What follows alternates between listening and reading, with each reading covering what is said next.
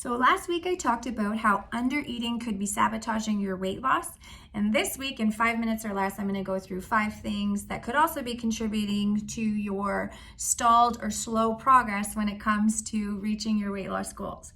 So one is you might actually be overeating. But when I'm talking about the overeating, I'm not talking about I stuffed my face full of pizza every night and a bag of Doritos before bed. I'm talking about the things that we don't really realize we're doing. Like, let's be honest, who actually measures out 1 tablespoon of peanut butter? I know I didn't for the longest time, and when I did, that was actually 3 tablespoons. That was 180 extra calories in my day that I wasn't accounting for. Same goes for chicken breast, for example. So I thought I was getting really good after 15 years at eyeballing 4 ounces of chicken. Turns out it was 6 ounces. That's also additional calories.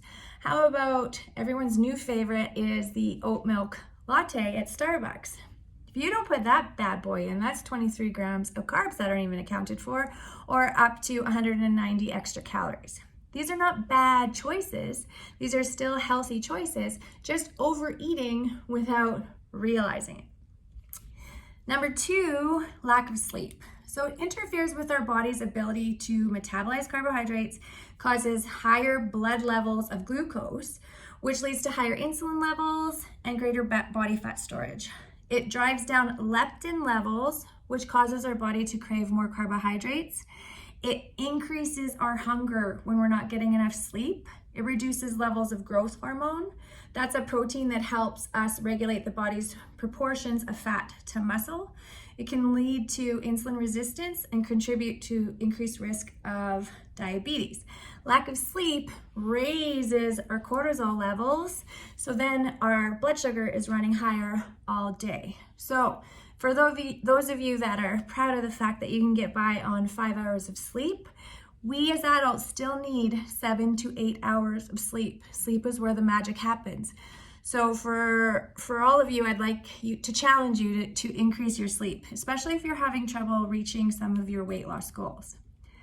The other thing is NEAT. Not neat as in cool, but NEAT as in non-exercise activity thermogenesis. So the energy expended in everything we do that doesn't include sleeping, eating, or exercise. So it ranges from simple things like standing or fidgeting like I'm doing, or moving about, all of these things. My husband, his NEAT level is like a 10 out of 10. So if you are 145, I'm gonna read my notes here, 145-pound person burns approximately 102 calories an hour while sitting at their desk performing their office job in a seated position, but burns 174 calories if performing the same office duties while standing. That might not seem like a lot, but that translates to like 5 pounds over a 50-week work year, or 250 days. I think that's cool. Practical steps to increase your NEAT: stand more, wash your car by hand, pace the sidelines if your kids are allowed in sports. So rather than sitting and watching them, walk around.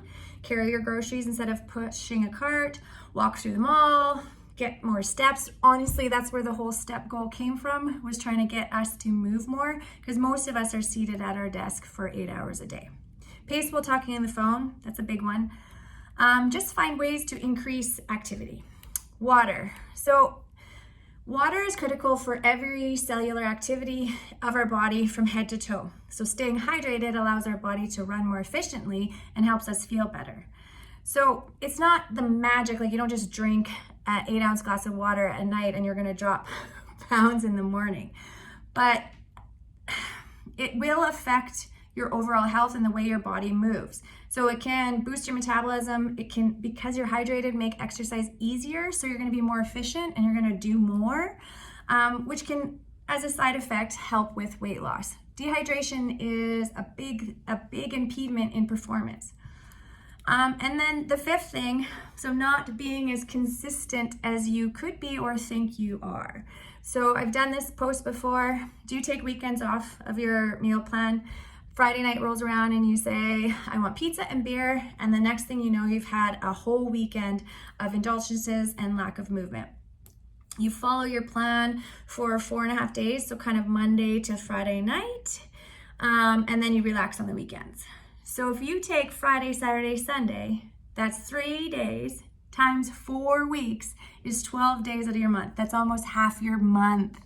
So that's where these little habits of being more consistent and mindful on the weekends can help.